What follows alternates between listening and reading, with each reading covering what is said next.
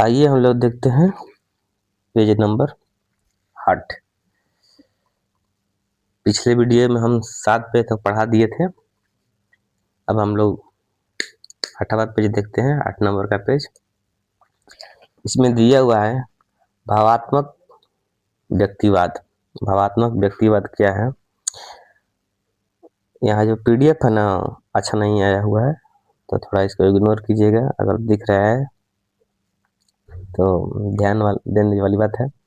पश्चिमी समाजों में वैवाहिक बंधनों का आधार आजकल व्यक्तिगत आकर्षण और रोमांस यानी कि प्रेम लीला पर आधारित लगाव होता है। यहाँ बता रहा है कि पश्चिमी समाजों में बंधनों का आधार आजकल व्यक्तिगत आकर्षण और रोमांस यानी कि प्रेम लीला पर आधारित क्या है? एक लगाव है। वैवाहिक बंधन का निर्माण इस प्रक्रिया को ही क्या कहते हैं? भावात्मक व्यक्तिवाद का नाम दिया जाता है। जो वैवाहिक बंधन के निर्माण की इस प्रक्रिया होती है, उसी को हम लोग क्या कहते हैं? भावात्मक व्यक्तिवाद। यानी कहने का मतलब, अगर हम किसी के प्रति आकर्षित हो जाते हैं, मतलब उसके साथ प्रेम लीला या प्रेम विवाह कहते हैं, तो वैसे बंधन की प्रक्रिया को क्या कहते हैं? भावात्मक व्यक्तिवाद का नाम दिया जाता है। इस प्रकार की प्रक्रिया की शुरुआत इंग्लैंड में 18वीं शताब्दी में हो गई थी, जो बाद में धीरे धीरे आधुनिकीकृत और आधुनिकशील समाजों में फैलती गई। कहने का मतलब है कि सबसे पहले का शुरुआत कहाँ हुआ था? इंग्लैंड में हुआ था।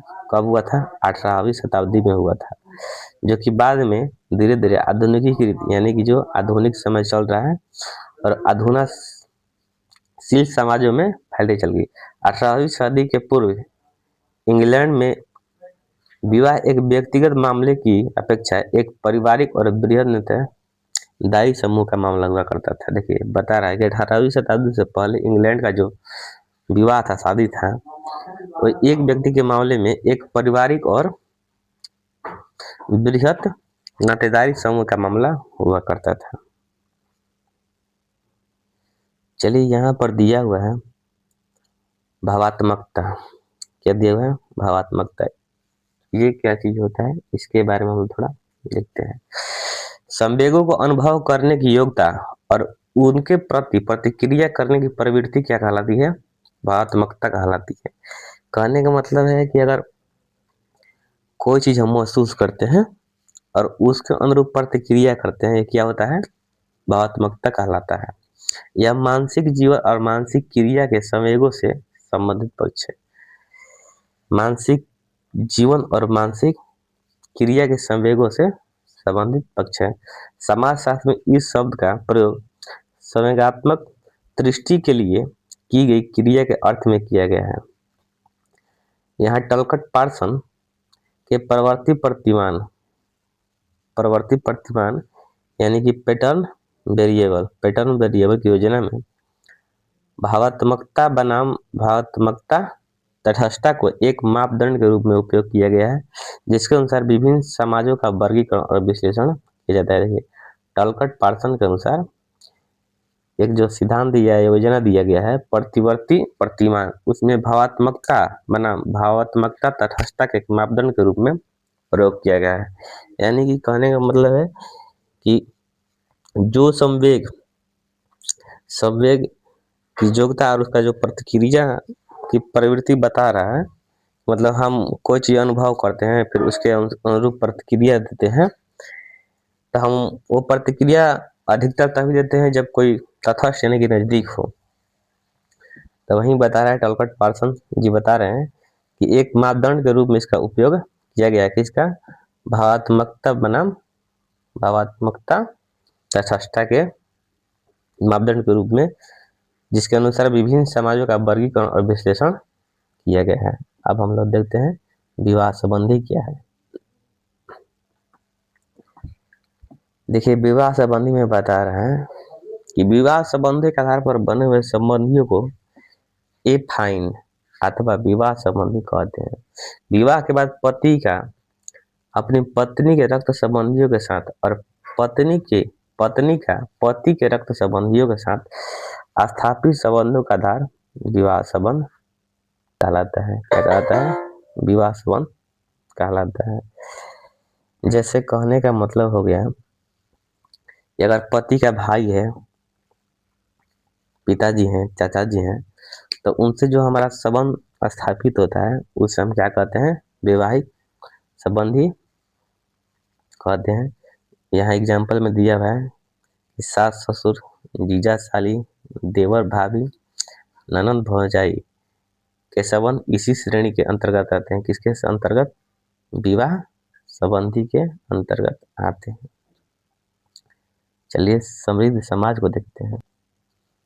समृद्ध समाज में बता रहा है कि इस पद का प्रयोग अर्थशास्त्री प्रोफेसर जे के गैलब्रेथ के द्वारा ऐसे आधुनिक समाजों के लिए किया गया जो अभाव और समस्याओं का उन्मूलन करते हुए काफी धनवान हो गए। देखिए, अभाव भी हो रहा है, अकाल भी पड़ रहा है, यानी कि हर तरह के प्रॉब्लम हो रहा है, फिर भी उनका उन्मूलन है कि उनको काटते छाटते, उनसे बचते बचाते या उनसे उबर जाने के कारण या जैसे भी काफी धनवान हो गए। उन्होंने इसी नाम से एक पुस्तक लिखी थी। ऐसे समाज उनकी दृष्टि में गंदगी का सार्वजनिकरण और समृद्धि का निजीकरण करने में लगे हुए हैं। देखिए, यहाँ बता रहा है कि गंदगी का सार्वजनिकरण और समृद्धि का निजीकरण करने में लगे, यानी कि गरीबी को हटा रहे हैं और समृद्धि को बटोर रहे अपने निजी लाइफ में, जीवन में। तो उस तरीका से ये कौन बता रहे हैं? जे के गैलब्रेथ, जो कि क्या है? एक अर्थशास्त्री हैं और इन्होंने समृद्ध समाज के बारे में एक बुक भी लिखी थी। हमको लग रहा है ये बुक का ही नाम है एम्बुर्जुआमेंट। चलिए हमें देते हैं याउ संवर्ग, यानी कि कोटि क्या होता है। यहाँ देखिए याउ संवर्ग कोटि दिया हुआ है, एज कैटेगरी। समाज शास्त्र के संदर्भ में याउ संवर्ग जो है ना, सांस्कृतिक दृष्टि से परिभाषित क्या है? एक याउ अवधि, यानी कि एज पीरियड है। जैसे कि शिशुअवस्था होता है, बचपन में शिशुअवस्था, बाल अवस्था, किशोरावस्था, हम बांटते हैं, डिवाइड करते हैं। किसी समाज में याउ अवधि के आधार पर जिस प्रकार व्यक्ति को एक सामाजिक परिस्थिति दी जाती है, ठीक उसी प्रकार व्यक्तियों के प्रति एक विशिष्ट अनुभूति संयोजी जाती है। उसी के अनुसार उनसे व्यवहार किया जाता है और उसी के अनुरूप उनसे आशा प्रत्याशा किया जाता है। जैसे कहने का मतलब है कि किसी समाज में जो याव की अवधि, जैसे बचपन में बच्चा छोटा होता है, तो यहाँ बता रहे हैं कि व्यक्तियों के प्रति एक विशिष्ट अनुभूति संयोजी जाती है, यानी कि की जाती है। जैसे बच्चा है तो उसको हम लोग बच्चा की तरह व्यवहार करते हैं और उसके अनुरूप हम लोग उससे क्या करते हैं? आशा प्रत्याशा नहीं करते हैं। किसी संस्कृति में कितने आयु वर्ग हैं, इस संबंध में समाजों में विभिन्नता पाई गई है। नाइजीरिया की नुब जनजाति के लोगों में जहां मात्र 3 आयु वर्ग हैं, कितना है? 3 है। वहीं केन्या के नंदी संस्कृति में 28 है आयु वर्ग देखने को मिलते हैं। भारतीय समाज में वही मोटे रूप से 6 कितना है? 6 आयु वर्ग है, जैसे कि शिशुअवस्था, बाल अवस्था, किशोरावस्था, युवावस्था और प्रौढ़ावस्था, और लास्ट में दिया हुआ है वृद्धावस्था की कल्पना की गई। ये भारतीय समाज के संदर्भ में मोटे तौर पर बता रहा है याव अवस्था, यानी कि कोटि में जो डिवाइड किया है। तो यहाँ पर हम लोग देख लेते हैं, नाइजीरिया के नुब जनजाति में 3 गो है, 3 है, केन्या में 28 है और भारत में 6 है। तो देखिए, नाइजीरिया में 3 है और भारतीय समाज में कितना है? 6 है। आइए अब हम लोग देखते हैं अगला। यहाँ दिया हुआ है याव सशंतरण। याव में जुड़ी असमानताओं की व्यवस्था याव सशंतरण कहलाती है। देखिए, अगर एज में कोई असमानता जुड़ी हुई है तो उसको हम लोग क्या कहते हैं? याव सशंतरण कहते हैं। उदाहरण, पश्चिमी समाजों में बालक और वृद्ध दोनों की समाज द्वारा अयोग्य मानकर उनके साथ उसी रूप में व्यवहार किया जाता है। ऐसे व्यक्ति को सामाजिक जीवन के अधिकांश कार्यकलापों से दूर रखा जाता है। तो ये चीज़ तो पूरा इंडिया में देखने को मिलता है कि अगर बच्चा है तो उससे हम लोग भारी कार्य नहीं करवाते हैं, बूढ़े हैं तो हम लोग उन्हें छोड़ देते हैं कि बुजुर्ग हैं ये इनसे ना होगा या चाहे इनसे ना करवाना चाहिए। तो इस तरीके के बता रहा है कि सामाजिक जीवन में इनका जो है अधिकांश कार्यकलापों से दूर रखा जाता है जो उनके अनुरूप नहीं है। माने यहाँ बता रहा है कि अयोग्य मानकर, यानी कि उनसे ना होगा तो ये किसके अंतर्गत आता है? तयाव सशंतरण के अंतर्गत आता है, एज स्ट्राटिफिकेशन के अंतर्गत आता है। चलिए बाकी हम लोग 9 पेज को देखेंगे नेक्स्ट क्लास में। जय हिंद, जय भारत।